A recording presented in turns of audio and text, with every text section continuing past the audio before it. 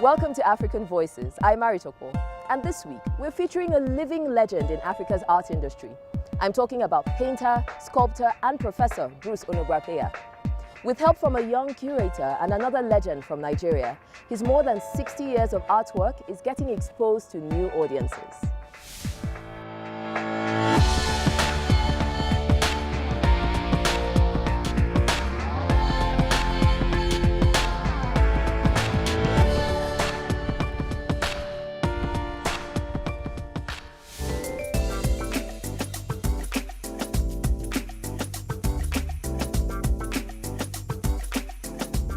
I never realized that I would go so far in the arts and actually take art as a profession. I was discovered in the secondary school. So from secondary school to this time, I have been growing as an artist. I create and use art to develop the environment. My name is Bruce Onobrakpeya, and I am a change maker. This is Bruce Onobrakpeya's home studio in Lagos, Nigeria. It's filled with some of the award-winning art the 89-year-old has created since 1956. If you want to summarize my art, it addresses a lot of issues. First of all, it comes out to bring out the idea about who we are, create identity for us. Whatever we have that is very beautiful, we bring it out for us to review and for other people to see and recognize and so respect us, with the feeling that we are civilized, that we had a background. We have some kind of wisdom that has taken us from the past to the present time. Bruce's work is revered in Nigeria and has been exhibited around the world. He credits his high school teacher and principal for putting him on this path. So they knew exactly that I was interested in art, and the opportunity for them to express that interest came after I graduated from that secondary school. They gave me an appointment to fill a vacant art teacher's position in order to be able to allow me to grow in the arts. In October 1957, he says he enrolled at the Nigerian College of Arts, Science and Technology, now known as ABU Zaria, to study painting. Since then, his career as an artist and art teacher has grown.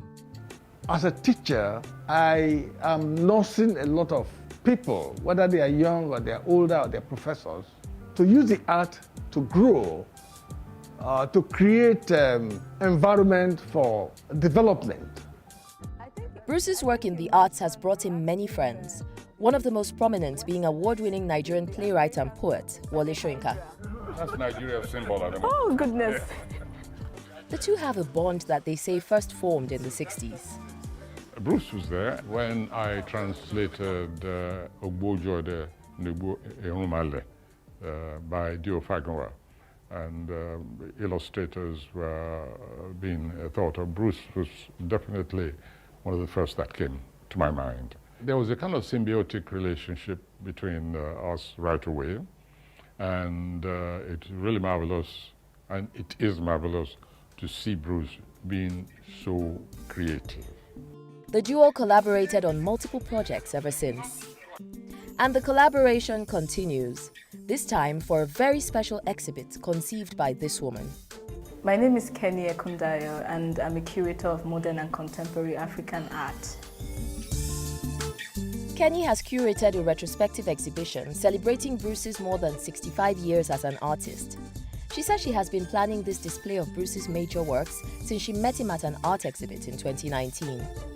For me, Bruce represents a bridge linking the modern art era. I mean, if you look into his works, you can see how he's tried to exist between both periods, or these different periods that we have come to witness in art. The fluidity, the ability to actually live in the time.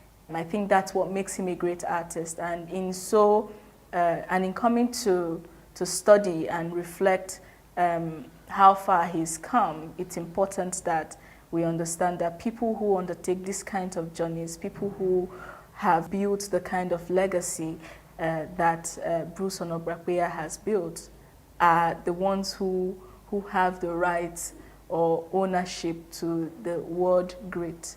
And that's why I decided to title this exhibition Idiowena. Idiowena means great artist in Bruce's native Urhobo language. The exhibition examines some of Bruce's work in chronological order. Bruce is an artist who is wont to revisiting a specific or a particular idea he conceived eons ago. And he's deliberate about doing that because for him it's like going back to the old to bring out new ideas. And in this case, where it ties into my vision for this exhibition and for other exhibitions that I've had with him and many more to come, if you will, is to actually find a basis, a platform to educate people. The exhibit also features a stage reading of Wole Soyinka's new book, Chronicles from the Land of the Happiest People on Earth. I think this is one of the greatest aspects of the entire show. Soyinka, a Nobel laureate, internationally known and respected, to be here as part of a show, a symposium that connects the university and connects with the African history. I think that's a great thing to me. The special exhibit will also have a special debut. We'll follow Bruce and his friends to the United States to see it.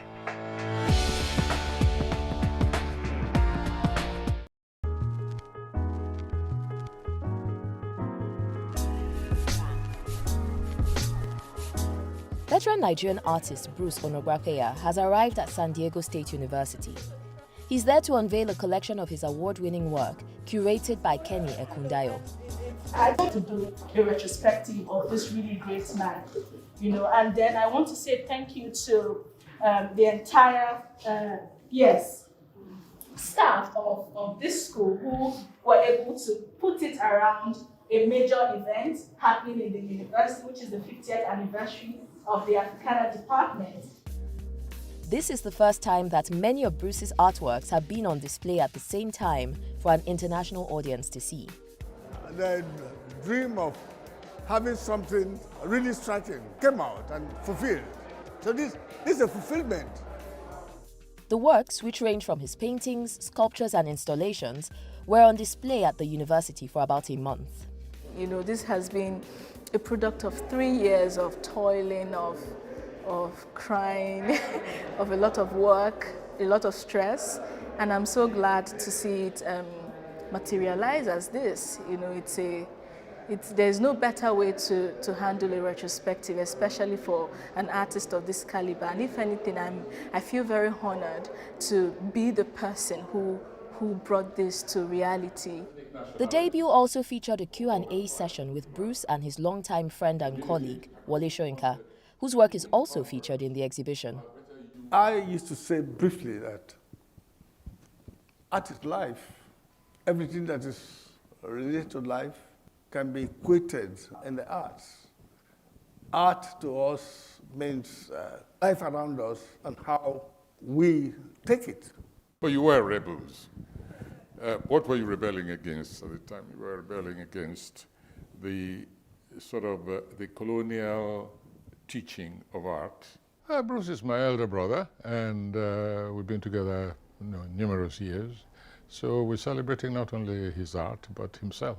We're very thrilled and excited. The San Diego State University staff say they were thrilled to interact with Bruce and have his work on display. Professor Bruce Onobrakpeya, he's a legend. So anybody who's done anything about theater or art or creativity in Africa is very familiar with Bruce's name. That's a legend. I think it's amazing. I think I'm so honored. We're so honored here at San Diego State to have this legendary exhibition. Reminiscing on the retrospective exhibition and his career as a teacher and artist, Bruce says he wants to be remembered as someone who used his work to educate. You know, there are many things that you can do with the art to bring up a generation that could be better than the passing generation. So the art that I do have many faces to it, and education, growth, understanding, appreciation of beauty, and all these things are all part of it. So I want the people to realize that I have passed through this part, and what is being left behind is something that can make their passage even easier, to make them better recognized and better people. He's also hoping that his work inspires people to take up art as a profession. The art that I create is also to help the people make a good livelihood. With the art, you're able to work and earn a living. With the art, you're able to get a name, you're able to create an identity, you're able to do all kinds of things. You are able to correct some of the things that you think may be wrong in the society and direct the people to grow towards a better future.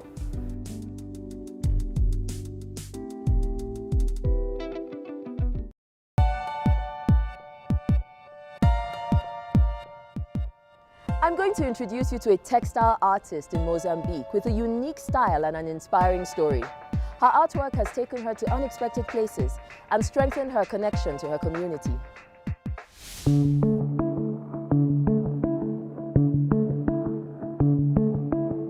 What I like about my work is the freedom of it. The freedom that gives me to create whatever I feel like. Every time I create a work, I take small piece of me out, you know, like if it's a happiness, a sadness, or it goes into the work, you know, so I become lighter and lighter and lighter. I'm using my art to heal myself, to discover my worth, and to heal the universe. I am Lisette Chirim, visual artist from northern Mozambique, and I'm a change maker. Lisette Chirim uses rich textiles, bold colors, and recycled materials to create mixed media masterpieces.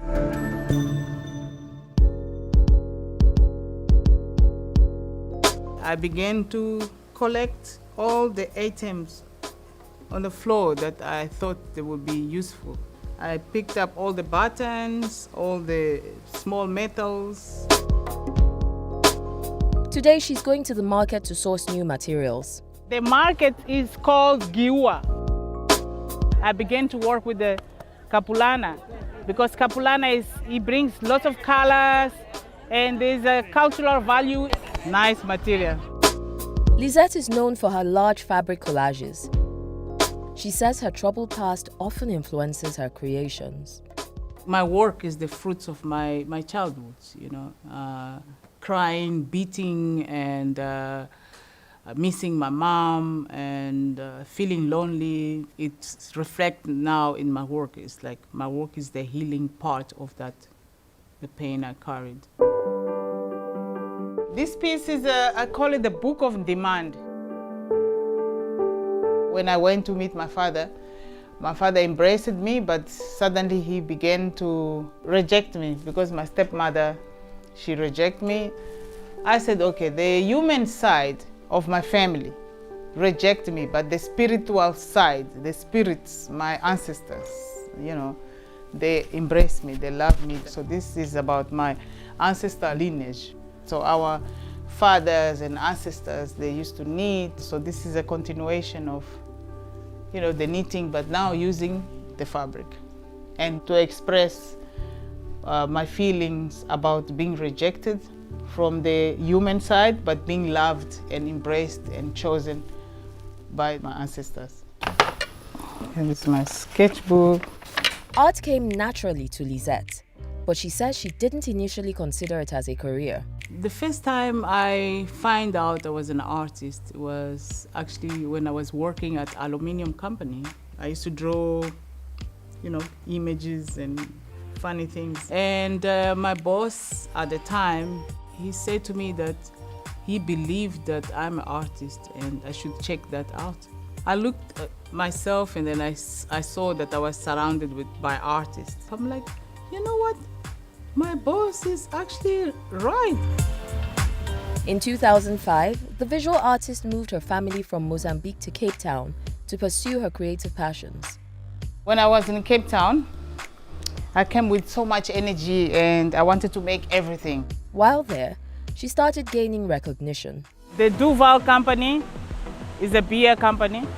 They chose me out of all the artists in South Africa. They chose me to be the first black artist to collaborate with them to design a glass for them. And Yo-Yo Ma, you know, big cello player. He was doing a tour in Africa, you know, and each country that he went, they will choose one artist to design a poster for him. So I was the chosen one in South Africa. Despite her success, Lisette felt the need to return home. I was able to have a decent life out of art, but then my soul began to die. I just felt like numb. But then I come to Tofu. Tofu is a place that I feel is recharging me back. Welcome to my home, my studio space, my sanctuary. We were with Lisette as she prepared for an exhibition at the Morton Fine Arts Gallery in the US.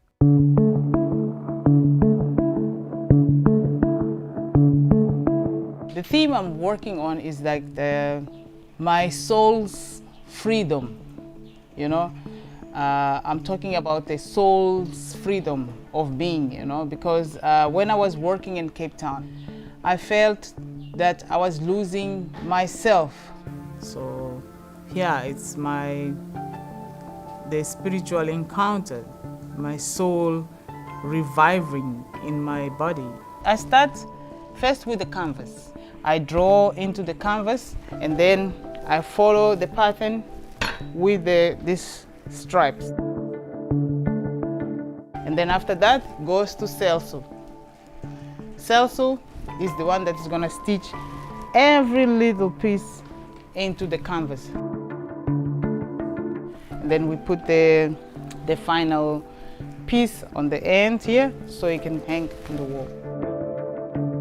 Being a visual artist is the most fulfilling energy you can ever have. For me, that's it makes you feel like you own your own life. It drives you to do things, and you can create out of rubbish or things that people think is rubbish, and you put together and you become beautiful. Next, see how she's planning to help young creatives and preserve Africa's artistic heritage. I'm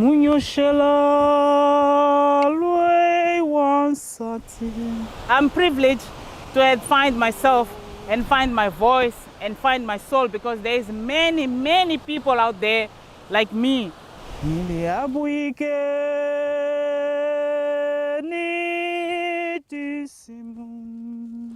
Many Africans, many girls crying, still in their shell, without a voice, you know, because they're so afraid or they don't believe in themselves. Mozambican artist Lisette Shirim uses her craft to send a message of hope, inspiration, and female empowerment. My goal is to teach and motivate as many girls as I can. I wanted to celebrate also the feminine women in the universe, because I believe men and women, they were strong, but women, she's a powerful. After spending more than a decade in Cape Town, Lisette says she moved back to Mozambique to heal her inner wounds. I'm just rediscovering myself every single day, you know, and give myself motivation to keep moving and, you know, to keep the creative energy flowing. While her art is cathartic, she says a local healer has also played a large role in her life. The healing process is very important, because when your body is well, your thoughts are well, your actions are well. I think everything is connected, you know. It starts from the dream. My first beginning when I start to do art, to make art, it was all dreams. I dream and then I wake up and then I go touch and then I do as I dreamed. The self-taught visual artist is largely known for her canvas and textile work, but she has expanded her repertoire over the years. There's another hand. I started this jewelry range to complement the dresses and the clothes I make. This long coat I made when I had, in 2017, when I had a collaboration with an artist called Del Moy. These masks I made for that installation I made for my mom. They represent the masks I use to navigate the world. Because sometimes we are forced to wear masks because sometimes we have to deal with things that is outside our comfort zone. With her home and studio bursting with artwork, she's now working on building a more permanent place to share these pieces with the community for generations to come. So this is my own land that I'm purchasing. My dream is to be my museum for my work, and also to rescue all the artwork of the people who no longer exist. I want to take all of this work and write the story of those artists who's existed, who's not been valued, who didn't have a voice, strong voice enough to show their work. And I would like to have also artist residency, you know. People could come from South Africa, from all over the world, and try to come and teach them and the value of their own craft. It's really very exciting to be part of Africa in this moment, especially now, especially being artist, because art is the one that is leading now in the world. Everyone is like out there looking for African art, you know. So it makes me feel proud, it makes me feel happy, it makes me feel, gives me hope. Like, you know, one day we will come back from where we were, you know, like proud people, owners of ourselves, you know, honor our own culture. Thanks so much for watching. If you missed any part of the show or any past episodes, head to our website to get caught up. I'm Ari Topo, and I'll be back next week with more change-making stories.